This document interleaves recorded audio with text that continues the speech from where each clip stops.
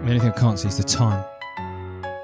Your boss at recruitment and you're going alone. You've got your LinkedIn account and your mobile phone. You've got the candidates playing hard to get. Will they call you next week? Or no, not yet. So much time of going to and fro. You got another offer, or salary's too low. Hours of searching and hours of stress. Come on, candidates, just gig it a rest. Show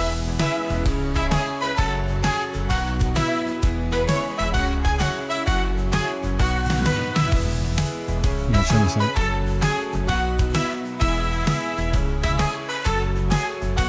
Come on, candidates, just jig it a rest. Yeah, we are recording. Yeah, you're in. So I did a video on the way here. Yeah, nice. Because, you know, I don't get out the sticks much. Yeah. Big day out for you today, right? Yeah. Yeah. I filmed it like a tourist, like people were looking at me. Is that what you're calling it? Magic movie? No, I just put it into iMovie and it called it that. I gotcha. Look at these transitions, boy. It's my chin. Very good. Finding your seat? Yeah. Do you know what? If you get this to me, I'll cut this over the top of the video. Yeah. So people that are actually listening can see this masterpiece you've created on your big day out. Yeah. Huge. This, I just stuck this in iMovie and you click. It's clever, isn't it? You just click Magic Movie and it just kind of like slapped the clips together. Yeah. Oh, look at me changing trains. Go on, lad. Riveting. It's good. I'm pleased. Oh, there you go. Is that it done? Wait. I don't know what. Oh, it's back. Oh, no, that clip's decent. It's in slow-mo. I forgot. I accidentally did it in slow-mo. But there's a poster in the train that says "Hold the rail," and I wasn't, so I thought that'd be a funny clip. You're easily amused, aren't you? So dull. It's warm in here today. Just checking this is all capturing. Probably not. Yeah, it is. What a decent video. Well, this is the best bit of content we've ever Decent start to the produced. pod as well. How are you, mate? I'm good. Oh, Look, there's you waving. Oh, look at me in the car. Oh, yeah, the car. Oh, did you get the hug? I got the hug. Hello, mate. Nice, well done, mate. Yeah, that's the best piece of content we've ever produced. I'm not going to lie to you. I think it's the best piece of content you've ever done. Yeah, that's the first piece of content I've ever done. Nice to see you, though. Yeah, and you. It doesn't happen much, does it? Do you know what this is? I tell you what, this is a good day today because because it's so freaking hot. It's really hot in here. We're going to be sweating by the end. Yeah, I'm sweating now. We've got no Andy. I know. How nice is that? Lovely, isn't it? But this is the first time I've managed to shake him off. It's only taken me latches on, doesn't he? It's only taken me 6 months and I got rid of him. Amazing. I saw a clip actually you put together. I mean, I should listen to the podcast, but you did Caleb and Gerald. Yeah. I watched that on the way over. That's so good. Yeah. So good. I did ask him beforehand. So, like, that's a clip of us from a previous pod. And he said to me that, I'm like Jeremy Clarkson, to which I said he was Gerald. And then he did obviously all those impressions. And I was like, mate, can I cut that up to make you look like Plum? And he was like, yeah, sure. It's so good. So, it's so good. I feel it. But when was the last time I saw you? When was the last time? I don't know when I saw you. It was like 3 months ago. I'd just come back from that holiday where I gave you like 2 hours notice that I was going on holiday. Okay. That was this year though, wasn't it? Was the start of this year? Yeah. I can't remember when that was. Yeah, it must have been April. Right, okay. First week of April, I think. Right, nice. And what's new since then? Not much, to be fair. No, we've just been working hard, haven't we? Obviously, little one's growing up now. The last time I was on the pod, she's kind of like 3 months old. She's 6 months old now. So, yeah, she's growing up and going through like some sleep issues. Right. So we're all a bit tired. And, yeah, it's just life, isn't it? I go out to my shed, I work, I get nagged by you. I get called in sometimes for a poo explosion. Yeah. Do you know what? You get called in a lot for poo explosions. Poo explosion. Oh my god. Yeah. Kid can poo. Do you think that then? Do you think maybe sweltering? Yeah. I'm by the end of this, it's already going to be seeping through my t-shirt. I've got extra padding as well. In what like Fat. Oh. I thought you meant like, I've got like a sweat vest that I wear. No. You've like, Extra padding. Right, okay. No, I was going to say I've got like a sweat vest that I don't have it with me, but it obviously for stuff like this, it captures all the sweat. But I feel like today it's just going to come beaming through. I was like that yesterday. I was on a team webinar yesterday. Yeah, nice. And it was warm as well. And when you're like, oh God, I don't want the sweat to come through. Like, I don't want the sweat to come through. But it was all right in the end, actually. We'll talk about it, but it was good. Oh, that's nice. A bit of a breeze. I think you need to maybe see a doctor, I reckon, about these poo explosions. Yeah, man. It's pretty bad. How often do you get them? Oh well, she went. I mean, this is mad chat, isn't it? Right. Well, I'm actually quite interested. And at the time I was on the phone to you, and you're like, "Got to go in." There's a poo explosion. I'm like, What point do you go to the doctor and say, "Oh, crikey, our baby keeps shitting itself"? Yeah. No. Hang on. No idea who that is. How often does it happen? Well, she kind of like went through these, like, didn't do anything for 3 or 4 days. Yeah. And then it all kind of came at once. So you have that, and then she loves a bit of fresh air. So like when you're changing, yeah, and then a bit of fresh air hits her bum, she kind of keeps going. So you've got that to contend with as well. It's just one of the many joys of having kids. No, it's good, but it just happens a lot. And there's times where it's just like, oh, it's a quick wee change, and then Rihanna will be like, no, it's turned into a poo, like halfway through changing. Yeah, but like, what's the difference between a normal one and an explosion? Oh, so they kind of like come out the nappy, one of the. So is there someone not thought about this though? Is there not like bigger nappies? Well, there's like, yeah, I mean, we could probably just say we just got crap nappies. Right. Okay. It does seem to happen a lot. I'll be honest. Yeah. It is what it is. Yeah, can't be helped. helped. That's what it is. I mean, she's my child. She poos a lot. That's kind of comes with the territory. To be fair, mate, right? Like, there's often times when I text you and you're like, currently occupied with something else. So I'm like, right, okay. How do you know that she takes after you by her bowel movements? Yeah. We've got little dogs with us today. I hope they make an appearance at some point, the little dogs. We can get them in at some point. So I'm dog sitting. That's the reason we're together, right? I'm dog sitting for my auntie and uncle this week. They're away in the Lake District.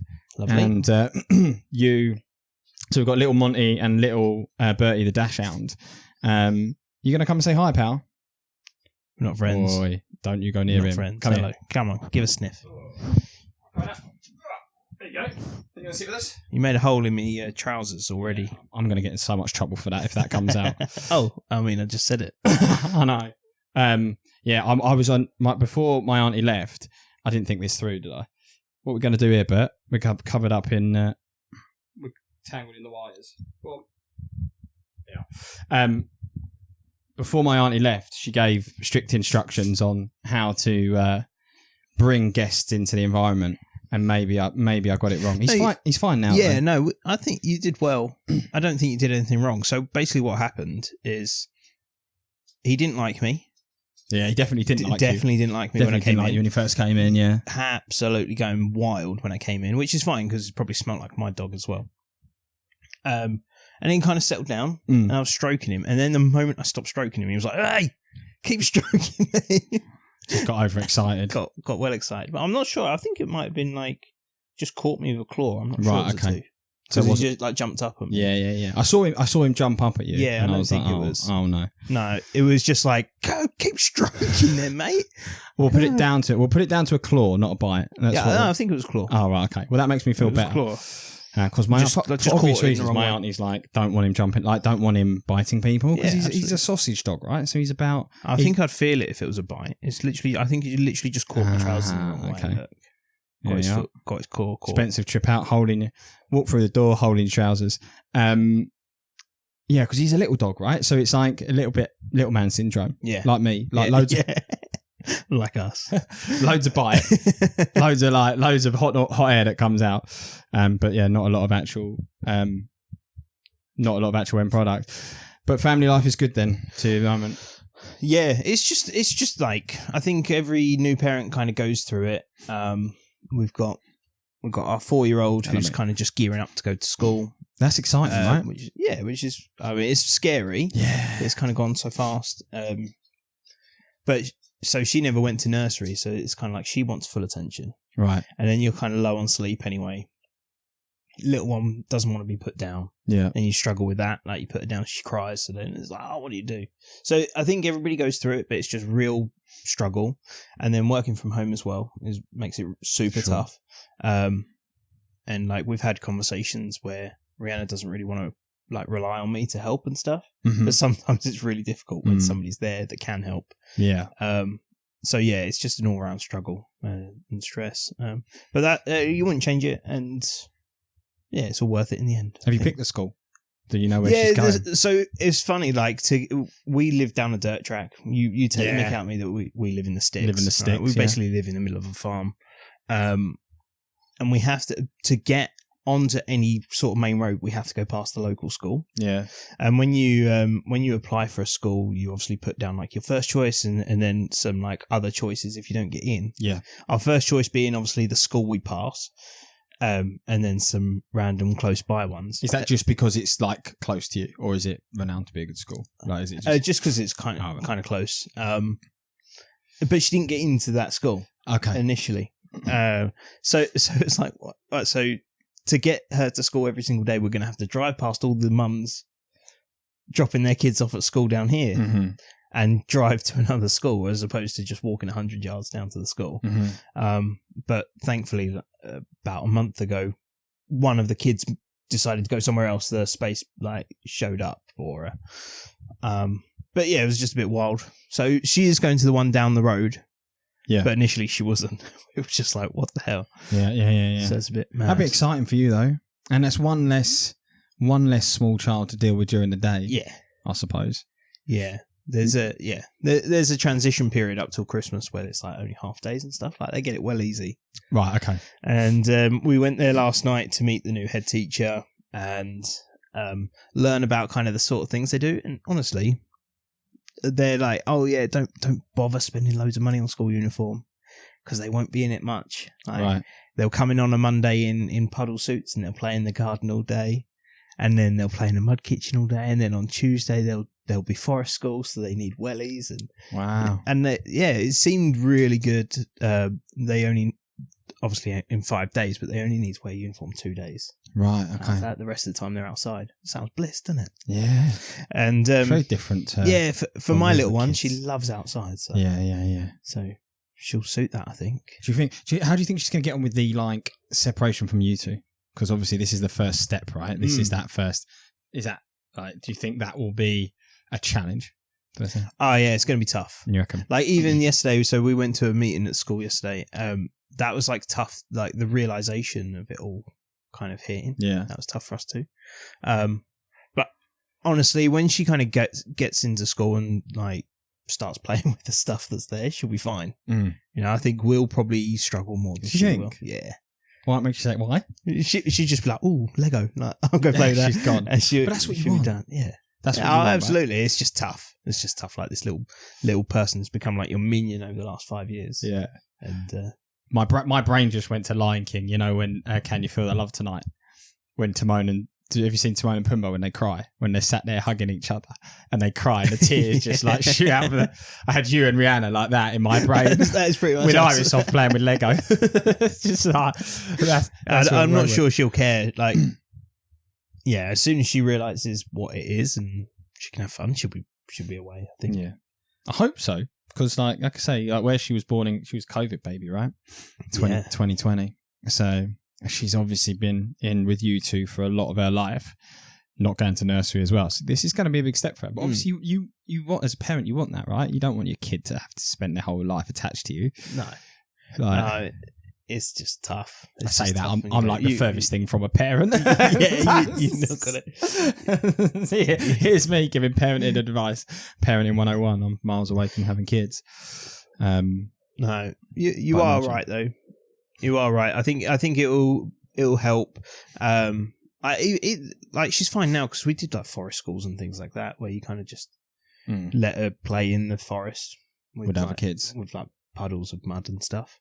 With other kids, and you just kind of sit on the sidelines. So I think she's well socialised and she's pretty smart. Nice. So she'll do all right, I think. Yeah. And then I hope so. And then 4 years' time, the next one. I know. And then you'll have a quiet house during the day. Oh, yeah. It will all be quiet. It will all be quiet. Hopefully.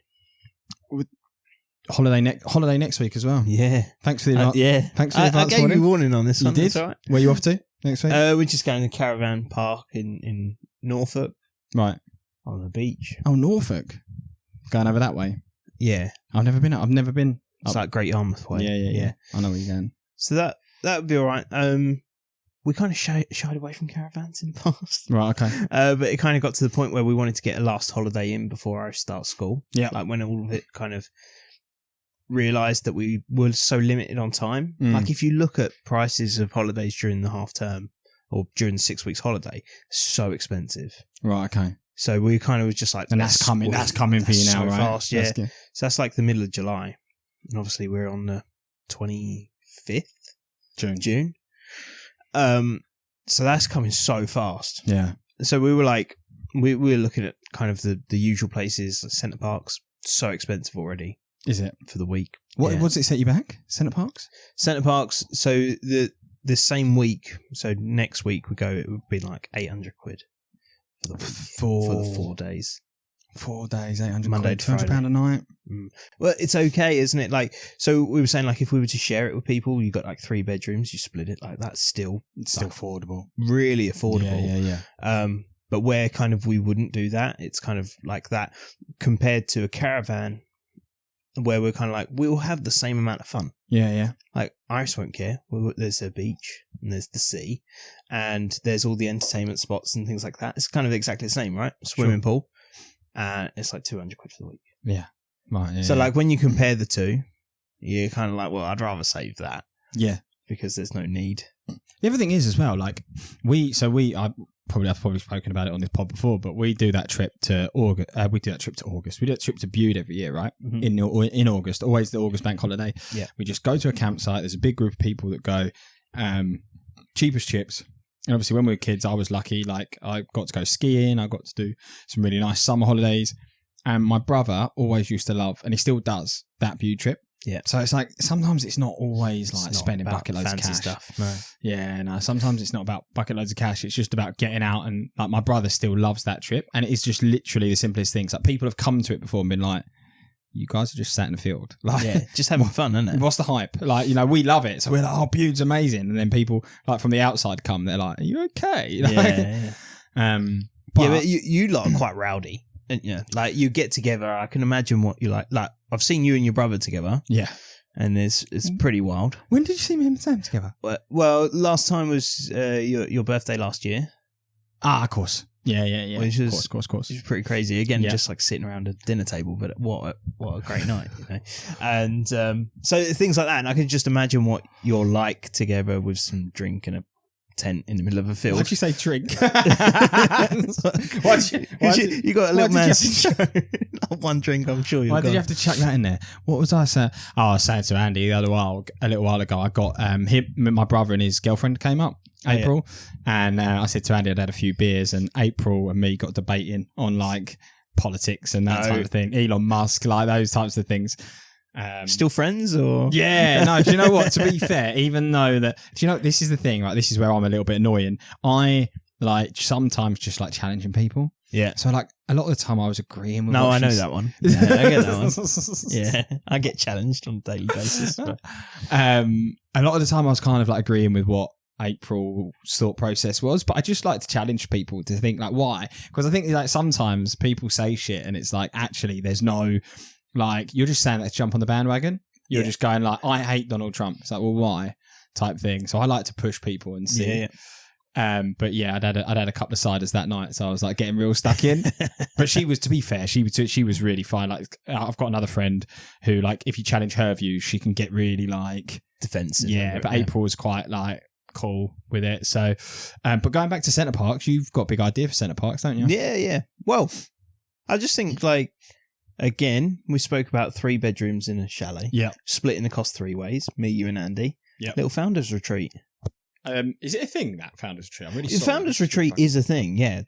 they do. Can't believe it. I think it's more of an American thing, Right. but certainly on the podcasts that I've listened to in the past, they're like, "Oh yeah, we're going founders retreat," and they'll travel the other side of America or something for a week. Is there any aim behind it, or is it literally? Well, I just think like the aim for us would be to collaborate together. Okay.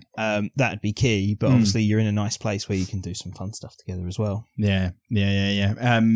But I think that'd be wild. Like, Like get a cheap week in, yeah, split 3 ways. yeah, And then I said, like, if you're going 4 nights, right? You cook one night, Andy cooks one night, I cook one night. that could be disastrous for me. But also, like, take control of the day. So, like, we have like £100 limit. See what we could book. Like, so, like, you might book like badminton or something. Or I might book high ropes. I don't know. Like, however we decide to spend our budget, and then cook the evening, and then on the last day, it's kind of that's like a meal out day. Right. On the last evening, so the Thursday evening. Yeah. And then it kind of be structured in the way that's like in the morning is kind of activity time, and then in the afternoon is collaboration and work. Right, okay. I think that'd be wild. Yeah. As long as we do the collaboration and work part. Well, you don't want to take time off? No, why would you ever want to take why would you ever want to take time off? Makes no sense to me. The thought of like I could get a lot of joy, I think, watching you just go on like the rapids. You know, like at Elvedon, that bridge that overlooks as you come in through the door. Yeah. Just imagine Just my flubber like. And then when you drop into the whirlpool at the end, just like, oh, James has disappeared. Will he resurface? Here he is. I could genuinely, I just lit this image of you going round and round, having a great time. But no, do you know what, mate? We should do you think you'd be able to get that pass though for a week? Yeah, I mean, that's the challenge. You know, I have dropped it into conversation. Oh, have you? Yeah. How did that go for you? It didn't go well, to be honest. It's really tough. It was really tough. Again, it's like, I'd love to do these things. In reality, I'd still like to think that I can do it, but in reality, it's really tough to, like, Iris will be at school at that point. Yeah. So it'll be that. And then obviously Aurora's still a kid. Yeah.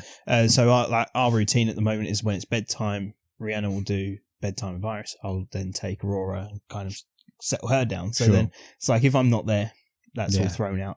Yeah. So it would be so good. Like, it would be good. Yeah, because I mean, like, we spend minimal time to say how much we work, how long I've known. Considering how much we talk with each other, like every week, we talk so much. But this is the second time I've seen you this year. Yeah, it's crazy. Because I didn't come in January because that was just after Aurora was born. Yeah, that was fresh. She was fresh then, wasn't she? And that was super struggles at that point. Yeah, to get out. Yeah, I came over to yours in April, and then today we literally spent next to no time, a couple of hours with each other. Yeah, and it's probably like, it's obviously tough for you, but I would imagine it would be also nice for you to get a week away. Do you know what I mean? Like, I'd love to do it. I'd love to spend the time with the pair of you. On the flip side of that, like Rihanna doesn't get a break. Yeah. Like stay-at-home mums don't get breaks. Like, going to work is easy in comparison. So, like, when I kind of dropped this bombshell, like, to her, she's like, okay, cool, you're going to go away for a week and just have fun while I'm here struggling. Like, she doesn't have that break. So, I can see it from that perspective. I can see it from both. Like, we don't just sit and work from home and have like that work from home mentality that you kind of hear about. You know, it's like, oh, just take my time, sit on my hands, not do much. Like, we're full on, aren't we? We're going all the time. We have to be though. Yeah, we have to be. We're working harder than perhaps like collaborating in an office type thing. I would say so. Like yesterday, I didn't even eat. No, didn't even eat. Ate breakfast in the morning, and then I spoke to you, and I think, what did I go, 10:30? I went on calls. Yeah. And what time did I say? I had a half an hour break between 2 and 2:30. Yeah. Spoke to you in that half an hour break. Yeah. Then went back again, and then I worked until 8 p.m. Yeah. And like, I mean, that's a rarity. That's not every day. And Sarah will listen to this and moan at me because she always moans at me for not eating. But yeah, like we have. But that's the reality. We work from home, but we work harder than. We work as hard as we can, not harder than anything else. But it's like working from home or working is easier than raising kids. I'll put it that way. Like, right. Yeah. But but it would also be good for her to take a break as well. Like if you did the Centre Parks thing, like I don't know, to flip it the other way and say actually like there's a week where she goes with her friends or whatever it is and she does something, because it'd probably be good for both of you to do that and just like. Well, I can tell you now she won't do that. Really? Yeah. Okay.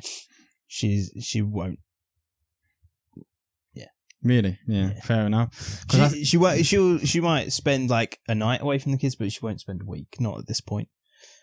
Transfer. Yeah. So I mean, it's kind of like self-inflicted pain, right? Because you have these relationships where there's this balance where the mum might go away for a week and then the dad might go away for the week, and then there's that balance. Yeah. Whereas for us, it's kind of like I'm here today. Not being seen as working because we're talking on a podcast. Yeah. Whereas it's becoming work though now. She's at home struggling, and it's kind of like there's this imbalance. Like if I was to go away for a week, she won't do that. Yeah. So there's an imbalance of that. Yeah. I think it's healthy to. I don't know. Again, I'm not a parent, so it's difficult. But I always feel like I've always looked at my mum and Steve as an example, right? As a couple, they do things as a couple. They do things separately, and then they do things as a couple with friends. Yes. Do you know what I mean? And I think like I look at that and go, actually, there's a really nice balance of like you need your family time, but you need your time with your mates, and then you need time with your family with other families. Yeah. Like you need to try, and it's hard. It's hard to get it. But I imagine for her, like what you're saying is she's not spent a night away from the kids in 5 years. Like, yeah. She probably needs a break, man. Yeah, no, and that's what I mean. Like she doesn't get a break. She also doesn't want to take a break. And it's a self-inflicted pain. Yeah. But that's where it becomes harder for me to do things. Yeah. Because I have a lot of guilt anyway to be like, I can hear, like chaos. I can hear, I can hear down in the house like Aurora screaming her tits off, and Iris going, "Mom, I'm hungry." It's like, Christ. And kind of just like the guilt of that, and then having to be like, no, I've still got to work. Like there's deadlines here to kind of hit. Yeah. Because you've got me on the headphones going, Samwise. So there's wild guilt at play. Like parenting guilt, I think is real. Dad guilt, I think is real. And certainly with me, it just makes those things harder. But at the same time, like I don't want to miss out on these things. So like the team conference. What was that in like Coventry? Something like that. Yeah, that was good. I'd love to have come to that. You would have enjoyed that. But like I'd have been away for the day and then I'm like, I can't do that. I feel so guilty for doing that. Yeah. Yeah. What like you would have really enjoyed that, because a lot of recruitment events I would think are not your kind of cup of tea. Yeah. Not your vibe, and I think you'll quite happily not be there. But that one, I was there and I was like, I actually think you'd really enjoy like the speakers were good. I think you really enjoy the vibe. The location was good. The golf. You could have played golf. You could have gone with old Lee Evans. I call him Swing Evans when he's on the course. You could have gone with him. So I think that would have been really good for you. Yeah. Do you, like, at what point do you think it will change? Do you think it will change? It's got to change at some point. Do you know what I mean? I don't know. I don't think my mum gets guilt that she doesn't see me. No. Like, you're also like in your 30s. I don't know whether it will change. I do hope so, because it's horrible to feel that way. But yeah, it is what it is at the moment. Like, I think the way to overcome it is just to do it. You know, like a lot of these things, like team conferences, like, okay, I'm going to do it. Like, it doesn't matter how you feel, just go and do it. Like the Centre Parks thing, like, it doesn't matter how you're going to feel, let's just book it. Do you know what I mean? Like, we could go with that mentality. Well, it's your call at the end of the day. Yeah. Like, the way I see it is I always try not to put pressure on you, because I just know you get pressure, right? So I'm just like, I would love to see you as much as I can, but I'm not willing to see you if it's going to cause, like, if you're going to go back to, like, the house is on fire or whatever, I'm obviously being a bit dramatic, but I wouldn't want to make it worse for you. Because I do you know what, mate? I'll be honest with you, right? I sometimes feel like you've got a lot on your shoulders. Yeah. There's a heck of a lot of pressure. With me and Andy. Mm-hmm. And then with, like... I've got the kids at work. I've got the kids at home. And they're all demanding stuff from you all the time. Yeah. No, it's super tough. But finding that balance is tough. Like, I'm already crapping it about next week. Not that, like, leaving you two alone it's horrible. But it's just not being at my desk, I suppose. Like, we're just so used to kind of just knuckling down and getting done. So yeah, kind of crapping it about that, but also like the pressure to kind of get those memories in before she starts school as well. Yeah, sure. That's important, man. And the pressure to provide, and that's a really tough balance. Yeah, it's hard because like as kids they won't get that. They won't get that you need to, like, if you don't sit at your laptop and do your little typey thing that you do, whatever it is you do, I still don't really get it. That there's no food and there's no roof, and it's like, so it's tough. Like from that element, it's hard. Yeah. And like I felt pressure over the last couple of years with like, because you're somewhat provided for me to provide for them. Yeah.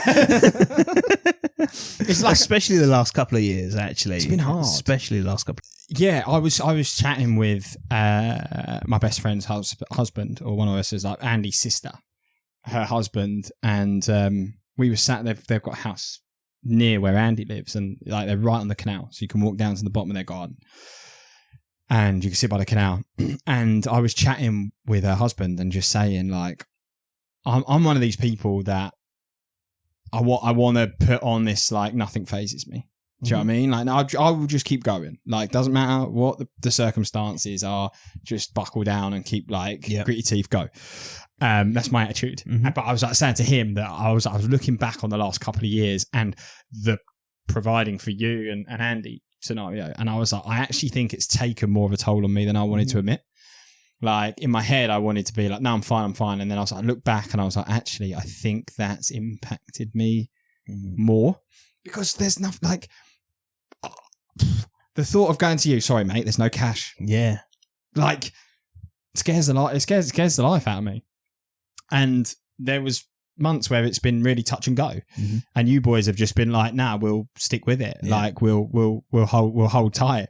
And I'm like, yeah, like, I love that and I respect that because I think it's brought us together as a three. And then then makes you go, well, you're gonna as a three hopefully build an unbreakable bond from going through something that's so difficult to get through. But the thought of like ringing you and being like, seriously, mate, like, there's been a few. There's no cash. There's been a few touchy calls, isn't there? 100%.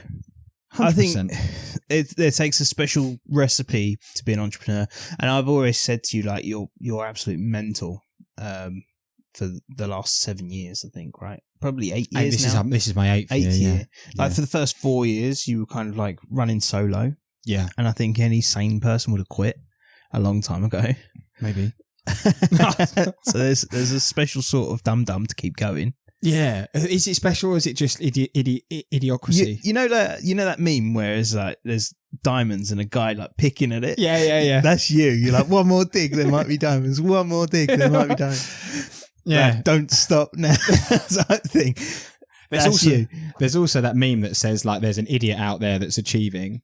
Like I don't know what the saying is, but there is. I've seen a saying that's something along the lines of like there's somebody out there that is like an idiot compared to you is a lot thicker than you, but they're doing better just because they're just like stupid enough to try. Yes, that's me. I'm the guy that's stupid enough to try. Yeah. Like,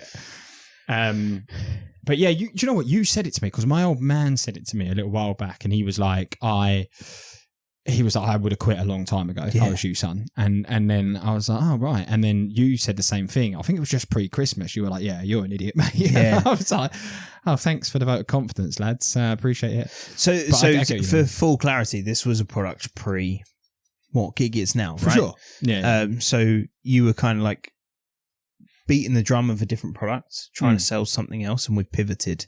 Yeah, as a three, we pivoted, right? But I would say I had a product. I had a business before that, so I say to everyone, "This is my third roll of the dice." Okay, because I go Sniper, Giig Mark 1, and this is Giig Mark 2. Yeah, I mean, Giig Mark 1 in that respect was just like a repackage of Sniper.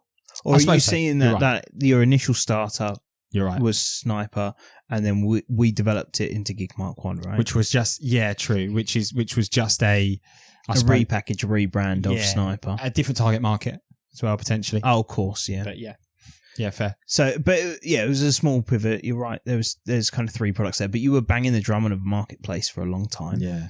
And which, I mean, let's not say never, right? We might go back to it. We might transition back there. Yeah, it's still there, it's still sat in the wings. But there was a huge chicken and egg problem, and you were dealing with that on your own. Yes, with no backing, no financial backing, with no funds. And yeah, I mean, that's a dumb move anyway, right? Because you need people, and you need capital, to fill both sides of a marketplace, or luck. Yes. Which we've had a little bit of, but not much. You get bits along the way, don't you?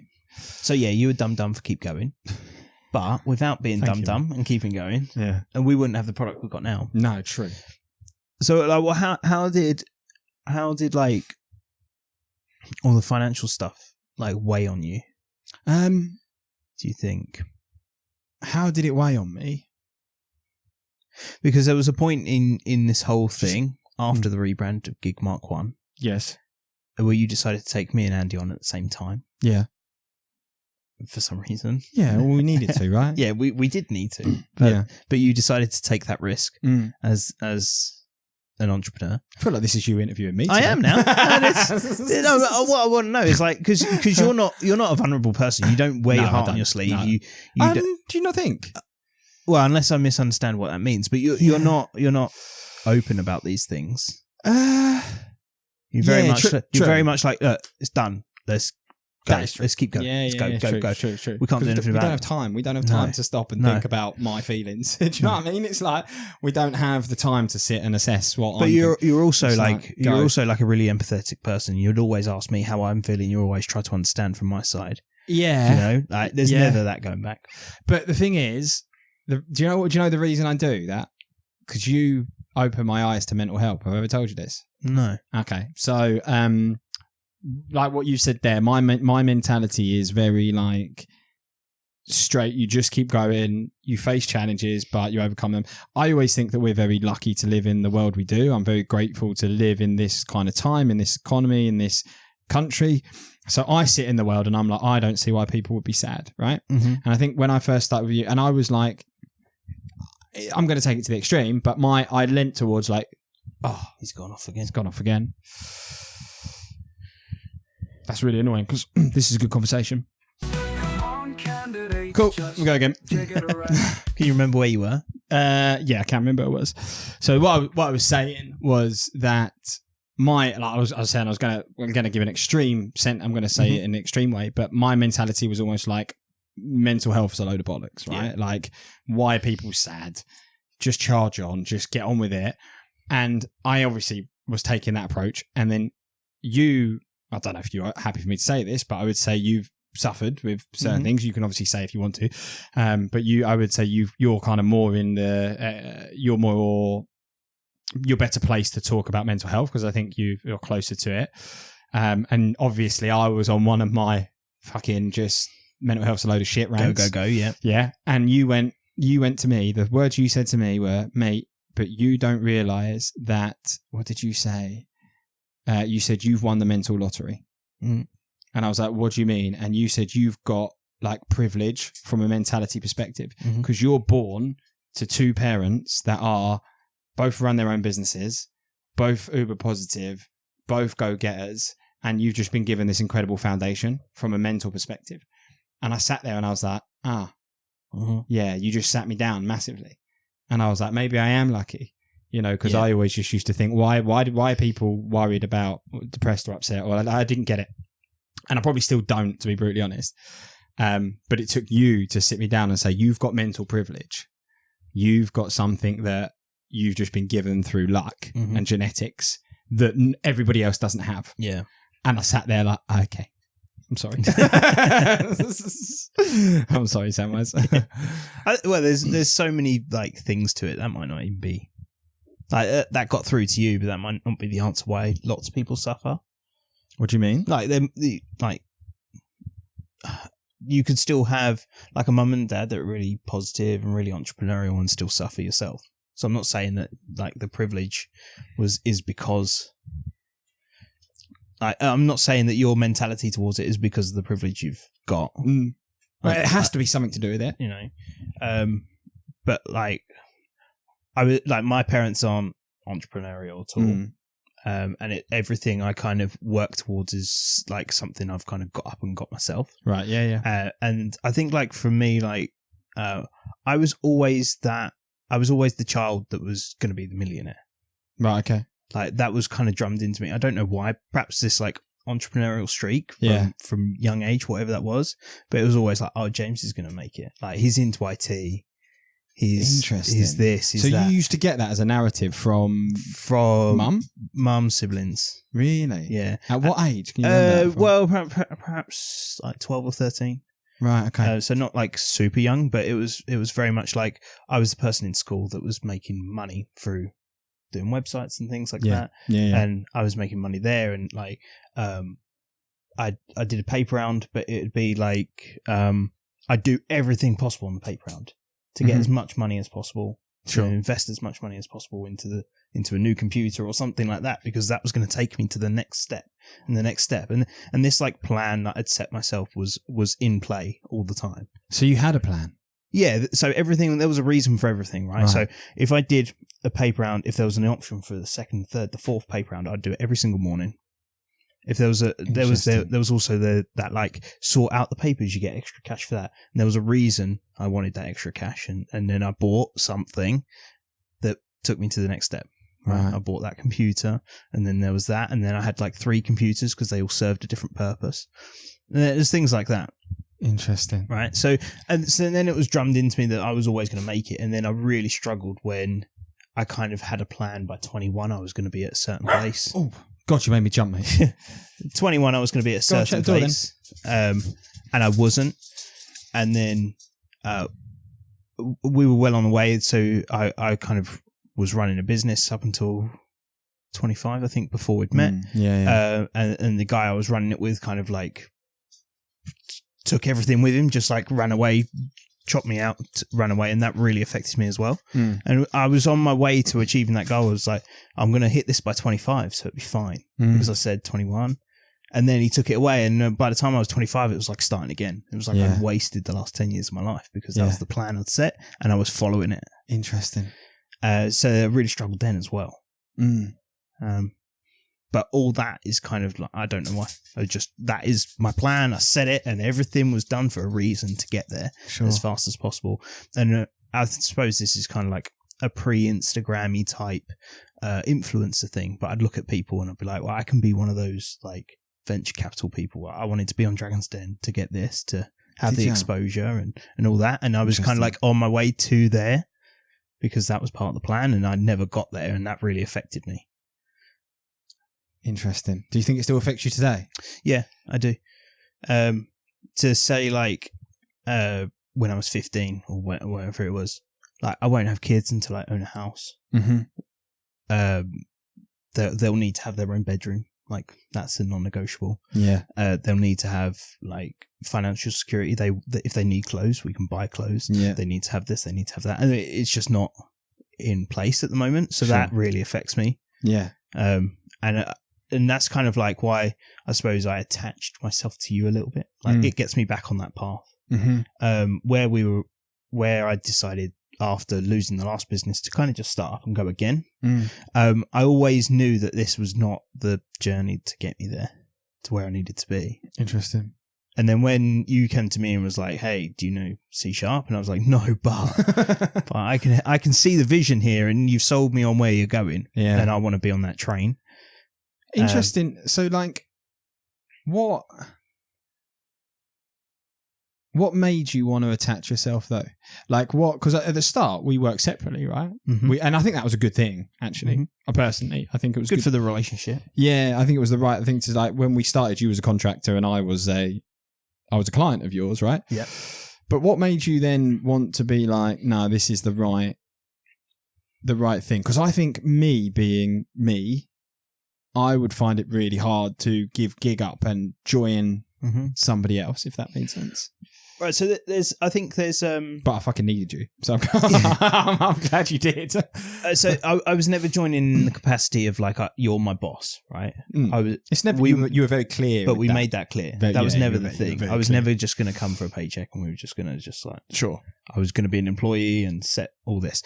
So that was very clear. But also, the reason you've not given up on Giig is because you've got this vision for it, and you believe that you're going to get there. Yeah, correct. No matter how it is, you're working hard. You've got this vision. You're going to make it, and there's like, I can't remember what the saying is, but there's like, you've got to surround yourself with the people that with the same mentality.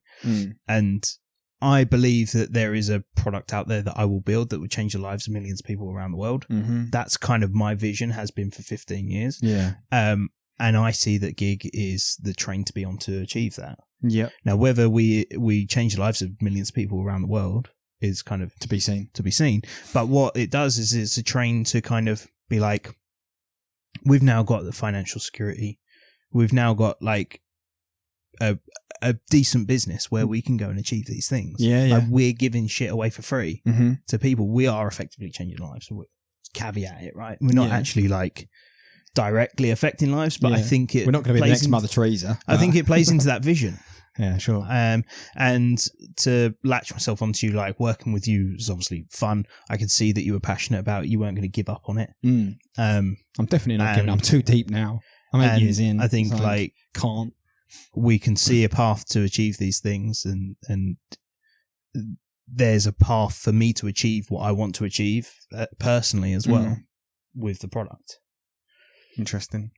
It's interesting how it all came about, how it's all come around, right? And how it's all fallen together. And I think now we're in a perfect position with the three of us. I think we've got a great little business that like will continually evolve. You know, I love, like, I feel like with what we used to do before, it very much needed people. It needed us in there all the time. Yep. Like right now, the team is too small for us to step away for a long period of time. But you'll go away next week and we'll keep growing. Yeah. Do you know what I mean? Like that's cool. Like it's cool that we've got a business now that like I can step away, and hopefully next time I do go on fucking holiday, I'll come back and you boys will be like, we did a thing. Like it's kind of like when Andy had a couple of days away. Yeah. We were flying, and then Andy came back and there was like some curse. It's like nothing. It was just like stationary. Yeah, the curse changed. So we were like, the Andy curse. Yeah. That's how Andy curse came around. Yeah. He didn't like that, did he, as well? No, he really didn't. When things started picking up again, he was like, yeah, it's lifted. He was like, can we pack this in? But also, the point I think I was going to make is I obviously had an original like co-founder as well. Like when I first met you and I first laid eyes on you, I was in bed with another co-founder. Yeah. Geezer from sleeping with the enemy. And I can remember, like, and this is a serendipity of you. Like, these are a little bit, like you said there, little bits of luck, right? Like, I can remember when he left and he said to me, like, well, it was quite civil at first and then it got sour eventually, but he said, I'm off. And like me being me with like what we've spoken about now with my mentality, I was just like, fine. Shutters came down. Yeah. We move on. Like, I'm not going to cry about it. Like we just crack on, like on to the next thing.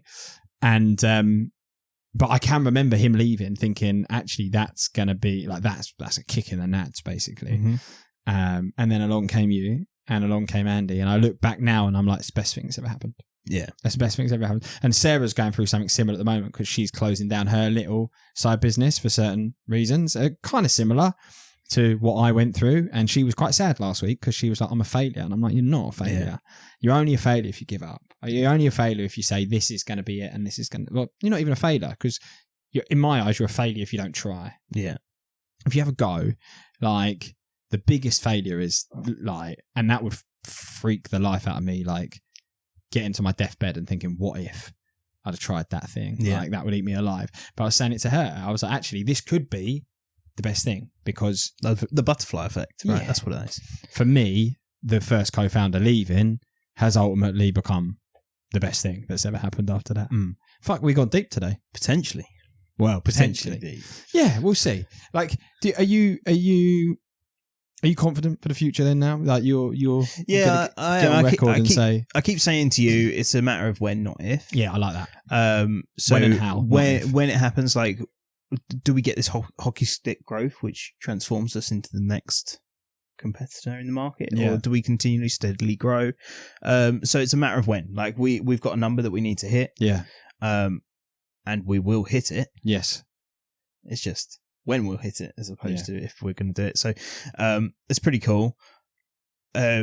I think it's clear we're not where we want to be yet, and that's why we continually push. Right, we've got some really big plans going, and we've got some really cool things that we want to build, and we're not going to stop until we've done them. Yeah. And I think even then, once we've done them, we're going to keep going. Right, it's a superpower for us that the platform continues to grow, because people come in, they request stuff, and then they see it like the week after or a few months after. It doesn't matter. Yeah, they see it and they feel like they're listened to.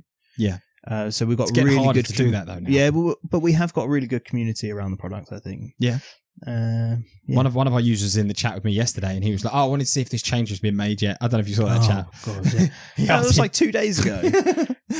But you know what? Right, this is one of the things I've learned. People don't realize how long this shit takes. Yeah. Right, this shit takes time, and it's way more complicated than you would like to think it is. And the chat came in yesterday and was like, "Oh yeah, I just want to see if this change has been actioned yet." And I kind of tried to politely say or explain, it's going to take us a little bit of time because we're in the middle of something already. Yeah. We need to box that off and send that live, and then we can get around to looking at what we're going to do next. And this prick's taking a holiday as well, so that's going to slow slow us down. But I do love that. There's the chap that's looking at switching over from Bullhorn. He's got a couple of things that he's mentioned around the mail merge tags, which I think we can do. The person that was in the chat yesterday, and I feel like there's one more that's been asking me for stuff as well. The person that was in the chat about the careers page stuff, which we can get done. So there's a issue around all these requests. And it's more work for you. Is that the issue? Yeah, I'm lazy. No, the biggest issue is we can't get into this place where we answer yes to everyone. Yeah, I get it, because we just then won't ever push the platform forward. People have to also realize that we can't get it done right now because we're building something else which is going to improve the platform. Right? It's if we take time away to do your little change, which might be a little change. It still won't take. Not always though. A little change. No, it's not always a little change. Some people ask for stuff, and it's like, well, that's going to take some time. But people don't really. I don't understand. And if we kind of just stopped and did all of those as soon as they came in, obviously we'd have a platform that people is perfect for them, but we would never push it forward with new features. We'd never have the time. No. And we struggle with that now. Who was I chatting to the other day? I was chatting to someone the other day and I was like, your time is now split between bug fixing, importing and onboarding new users, and pushing the product forward. There was a day when we had no one interested and all you were doing was pushing the product forward. Yeah. Because bugs weren't being picked up on and we weren't having big imports. Now it's like, well, there's 2 that are sitting over us that we could probably look at today, import-wise. 2 imports. Yeah, the company in the US and the company that we've been importing for a while. And on the import front, we're trying to systemize it, right, so I don't have to do it. That's kind of the thing. That's how you live your life. That is. Systemized so I don't have to do it. But also, people don't want this delay. When they want their data in the platform, they don't want to wait for me to do it. Sure. And, I'm going away. So it's a week delay for people. So it just slows us down and it slows the product down and all that jazz. And then if I don't have to do it, happy days. You can do it. I said that to Andy in a previous episode. I was like, isn't it funny how when Samwise has got a task to do, all of a sudden that gets automated. It gets done. Yeah. I've built some automation around that now. We don't have to worry about that anymore. Okay. So I automated recently the auto lockout and auto let back in. Yeah. Which was becoming a pain in the ass for me. Yeah, and you guys, because Andy was kind of running the show on the locking out and unlocking people, and it kind of maybe the 50th, 60th time of waking up on a Saturday morning and having to unlock somebody who's been locked out for decided 5 hours. That they want it. Yeah, oh crikey. So yeah, we got that done, but with the import.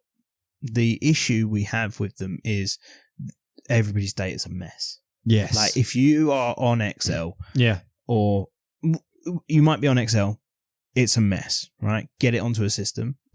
Yeah. And we've found as well, there's a number of systems that people are transferring to us that are also an absolute mess, aren't they? The structure of data is terrible. Yeah. So it's transferring that structure of data to us. And the reason why I'm kind of having to do it is because our data needs to be in a certain structure. And let's say, for example, transferring from Bullhorn, we do it once, we kind of know then how we transfer that data from Bullhorn. Sure.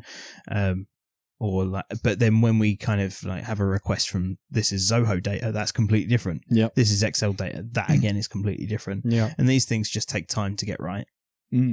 Also, some of the big, but you know what I'm shocked with? How some of the big players make it so difficult for people. I don't know whether I want to mention names or not, but like some of them, I'm like speaking to the recruiters that want to move their data to us, and they're like, "Oh yeah, I'm with this supplier, and they can only give me it in this format with it." And I'm like, they're doing that just to be arseholes. Just to be difficult. Just to be arseholes. Like, I think with us, I mean, obviously we have to do the CVs, but everything else somebody would want to take from our system, they can just export it themselves. Yeah. With a click of a button, which probably is a crap business model for us. Yes. Yeah. A lot of people go, "You're a bunch of idiots," like you're tuners, because basically people can just go, "Yeah, see you later, I'm off," right? And they can walk away.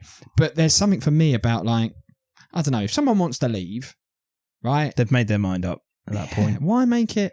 Yeah. I think our attitude is like we try not to burn bridges with people when they leave. Like we are so flexible with people. Yeah. They can just drop us like a bad smell tomorrow. And they do. Sure. They do, don't they? Well, yeah. no, they do. Well, they do, yeah. They don't know us anything. But that's the thing. We're here thinking, oh, we're great building, like trying to give for free and da-da-da-da. And we're trying to do all these things to build trust with people so that they stay. And some people go, it's not good enough, it's not right for me. And they just go, and that's fine. But the one thing that I always think is, and I hope it's a fucking long-term play, is that we don't burn bridges. So people come back. Yes, absolutely. We do get people that come back. And that wouldn't happen if we were arseholes when they left. No. Do you know what I mean? And we also don't have, in the nicest way possible, we don't have time to be arseholes. No. Like, it takes time to chase as well, doesn't it? Yeah, just like, go, okay, you made your decision, there's your stuff, go, good luck, all the best, thanks for giving us a try, see ya. We've got this thing over here that we need to fix. Yeah. Like, we need to do. So I don't want to spend time trying to put friction in people leaving, basically. No, I agree. But, I mean, that's why it takes time. And can you imagine as well, like, if people did want to export and we didn't give them the option to export, that would probably fall on my shoulders again. Yeah. Oh, it would. So it's another job for you. All of a sudden, you've now got imports, you've got exports. Yeah. And you've then got... But the other thing I think that's good with us, right, is that, and this comes back to the free element, is that we let people in for free and they can play around with it before they commit. That's massive to save time for you, because if they don't like it, they can find out and they can, before they do the import. And that's better than someone saying, okay, we'll give you a go. Here's our data. We put it in 2-3 months later. They're like, it's not for us. Can you give me all our data back? And then you're like, right, okay. Yes. Give we go. Like, I think that is a key element for us as a small business, letting them in to try it so that actually they can make a decision before they commit heavily. Like, actually, it's not. Yeah. Not right. right. Oh, absolutely. Absolutely. Yeah. We just got to keep building. Yeah. That's well, it. Talking of, do you want to crack on then? Yeah. I've got 2 imports to do. Should get some shit done. It's nice, mate. It's nice to shoot the breeze with you, though, for a little bit. Yeah. We'll good. see what you look like. We'll see what you come out in 4K like. You know what? This is 4K. I've been hoping that, like, when I look back on the video we did 3 months ago, I look different because I feel different. Right, so like, changed my diet, started doing running. But when I sit what's here, changed in your diet? Oh, like, so lunchtime is a salad. Right. Yeah. Breakfast is granola and yogurt. What did morning. lunchtime used to be, typically? Oh, it'd be like sandwiches, or it'd be like packets of rice, or right. Okay. It would just be anything. So you're just going super low calorie, basically. Yeah, it's just like I had like extreme fatigue in the afternoons. Right. Okay. It'd take me like an hour to get over lunch. Right. I can't bloody concentrate. Yeah, I get that. You know, whereas a salad's like so light, fills you up. Go. Yeah. You know, it's enough to get you through to dinner. So anyway, I'll change that. I don't want like comments and stuff to highlight anything, but what I want to say is, like, I feel fat still sitting next to you. And that's what I found last time when I was with you and Andy. I was like, oh, I feel so chunky next to these guys. You've lost weight though, right? I've lost a bit of weight. Yeah, nice. but I still don't feel like it's enough. Well, you'll get there. You'll keep ticking away at it. And I think the thing is, mate, like, it's about forming a habit for life. That's the thing, right? Like, it's about, and for you it's hard because, excuse me, for you it's hard because you've got 2 kids and you sometimes get 2 hours sleep, and there's all those other complications that me and Andy at the moment don't have. But I think for you, if you can just keep ticking away at it slowly, and keep getting it, because it's important, mate. Your health is so important. Yeah. Super it's like important. we said about the runs, right? Having the runs. We're back to poo explosions. We've gone full circle. 1 hour full circle.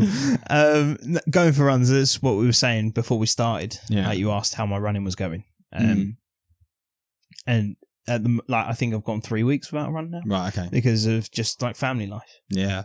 I come in, I'm needed, and that's kind of the reality of it. But I also said that like on my holiday next week, it's a non-negotiable. I'm running along that beach. Nice. I'll text you every day. Yeah, saying, have you done your run today? Because that's just like I don't know. It's like it's idyllic, and it's just like a daydream about it. Just and all it sunrise, needs is sunset, half an running. hour, right? Like Well, you don't know how slow I run. how run I slow. How run I slow. How fast you run, yeah. Yeah, true, but like... It is only half hour though, you're right. Yeah, you're half an hour, 45 minutes, like... And maybe if you're going to be doing the pickup from school, you can incorporate So there's what I'm saying is that as the kids get older... Yes. Hopefully it'll become easier for you to be like, absolutely. I'm going to incorporate my 5K, I'm going to run 2K to get to her and then walk home or whatever. Yeah. And then you run 4K a day. That's the thing. Like things change so fast with kids. Mm. It's like Aurora's not sleeping now, but give it a month, she'll be fine. Yeah. You know, like she'll sleep and then I'll have those evenings back. And that's where it's really difficult to kind of like set these plans in motion. Nice. But yeah, I don't plan to stop because it makes you feel good at the end of the day. It's so important. That's what it is. I kind of keep saying to myself, it's not about the weight loss. It's about like how you feel. Mm. That's what I kind of have to keep remembering. Like when you're like, I still look like a fat lard. Still look like a fat lard. Like still, still can feel the overhang on your belly type thing. But you kind of remember you're eating the salad not to lose weight. You're eating the salad because it makes your afternoon better. Like it fills the hole. Yeah, and you can continue to work at optimal pace. Yeah, throughout the afternoon. That's why salad's there. Yeah, you know, it's also how you age as well. I think. Are you saying I'm aging bad? No. It's the bags. No. It's the crow lines. I need to dig out of this. How do I get out of this? No. It's in the sense that like I know people that are in their 50s, 55, or late 40s, early 50s, and their diet has almost disabled them. Yeah. Right? You know, I look at other people that have looked after themselves in their 60s, 70s, 80s and go, like, they're still active. Mm-hmm. They're still walking to the shops. They're still doing all this stuff. They're still compos mentis. And like I say, I know people that are a little bit younger than my parents that are, I look at them and they couldn't walk a mile. Yeah. Do you know what I mean? Like that, and that's mainly through alcohol and food. Yes. That they've just, you know, demolished over the years, lack of exercise, too much. And then you go, you've almost kind of crippled yourself through your bad habits. And that's one of the things I've like obsessed with, trying to age well in the sense of I don't want to get to 60, 70 or 80 and be just sat in a chair. You've been obsessed with that the entire time I've known you. Do you think? Yeah, I mean, I used to call you steamed veg because I take the piss like you're eating leeks at lunchtime or something. Nothing wrong with a leek at lunch, mate. Leek and a courgette boiled to death.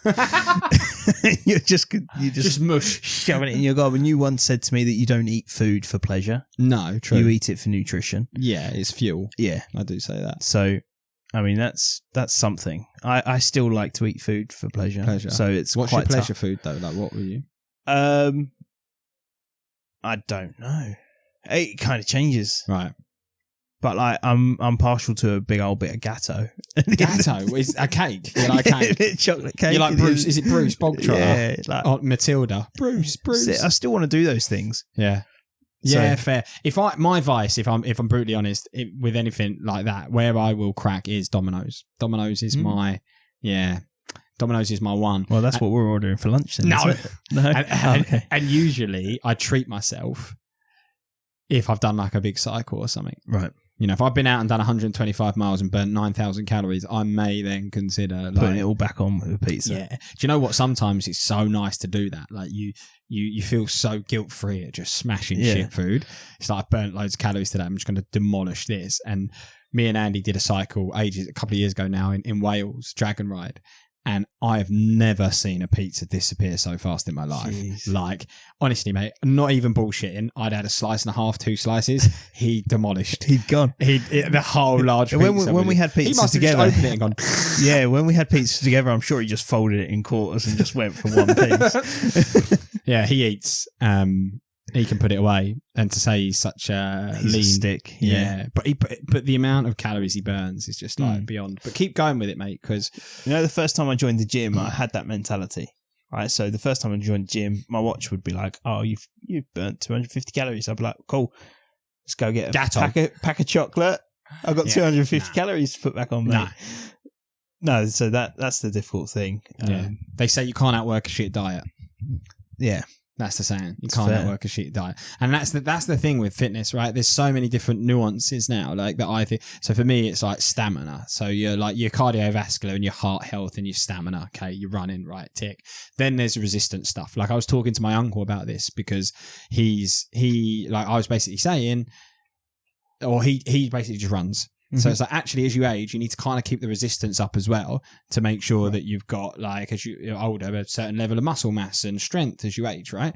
Then there's also for me like the flexibility element and the balance and the coordination. So like things like yoga and Pilates and stuff like that. So there's like, and then you've got your diet. So it's not as easy as going to the gym and burning 200 calories. Yeah. It's like you want to be moving the heart, you want to be pushing weight, you want to have a decent diet, and then you want to be mobile. Yeah. And then look after 2 kids and deliver for me and Andy as well. Exactly. All the features. Everything. And turn this business into something that's worth cash. Yeah. If you can do all Makes of that, all mate, rich. do all of that, I'll be grateful. Yeah. I mean, it's not very actionable for the listeners. What do you mean? All that you said. Well, what do you mean by it's not actionable? I don't think people listen to us for actionable advice, mate. They might. This has probably been the most thought-provoking pod that we've done so far, though. It's quite deep. It has been. It has been quite Yeah, deep. you've like it shows now that Andy's left the room. Yeah. we brought some IQ into the room. The conversation's gone up. Yeah, but it's not been the usual laughing. Slapstick, isn't it? No, but that's all right. Because do you know what? It's better. It's always better to like. I think it's always better just to be organic with it rather than like force a joke. If you don't, it's, we can sit here and say knock knock. Who's there? Yeah, like, no. But yeah, it's been good. And I'd like to spend the afternoon like those boys there. Yeah, in the sun. Look at them, just in the sun. But there's work to do. Yeah, let's crack on. Let's go. Love you. Sweet as up. It's been good. That camera's worked. That camera has stayed on this time. It's going to be burning hot. Dun, dun. Your Boss boss at at recruitment and you're going alone. You've got your LinkedIn account and your mobile phone. You've got the candidates playing hard to get. Will they'll call you next week or a no, not yet. So much time of going to and fro. You got another offer or salary's too low. Hours of searching and hours of stress. Come on, candidates, just gig it a rest.